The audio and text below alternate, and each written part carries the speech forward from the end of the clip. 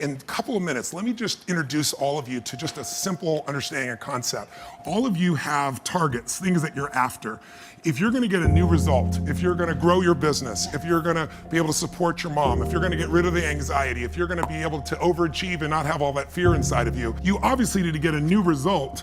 You're gonna have to get new action. We all know that. You don't get new results with old actions doing the same thing. What human beings can do is amazing. What they will do is usually disappointing. It's not because we're not capable of it. It's because we don't have new actions because we get in certain emotional states that dominate us, like anxiety, like fear of failure, right? Like the fear of the loss of your mother as an example. So if you're in a state of fear, you're gonna behave very differently and get very different results than if you were in a place of being courageous or bold or warm or connected or playful, any of those. So the most important key to changing your life in any situation is to change results, you gotta change behavior, but to change behavior, you gotta change the emotional state you're in. Now, how do you do that when you don't feel like it, right? Or it feels overwhelming? There are two ways, and I've done this with the greatest athletes in the world. I've done this with 4 different presidents of the United States. I've done it with billionaire clients. All you have to do to change your state is not try to think your way there, like I'm happy, I'm happy, I'm happy, and do a bunch of affirmations. Your brain's gonna go BS, you are not happy, right? What you need to do is make a radical change in the way you use what we call your physiology. It's a big word, it just means the way you use your physical body. The way I'm speaking right now, sped up just a little bit. But if I said to you, there's a depressed person behind curtain number 1 over there, and I'll donate $100,000 to your best charity, your favorite charity, if you could describe what they're like physically.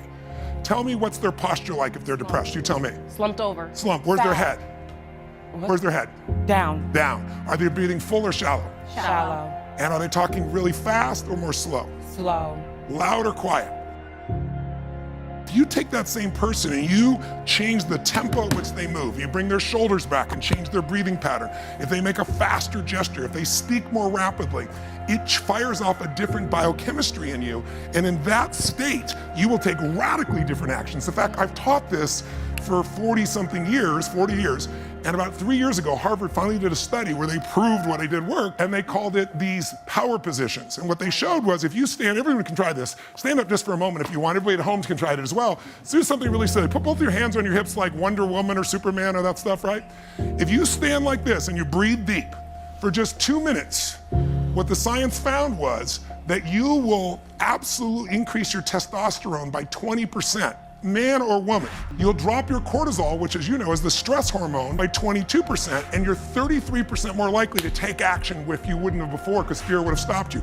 Now, I don't have people just stand like this. I have people move, use their voice, make radical changes in their body. But you can try it later and you'll feel it after 2 minutes. Or somebody who's puts their arms back like this and their feet up, that'll produce the same state. It produces more certainty in you.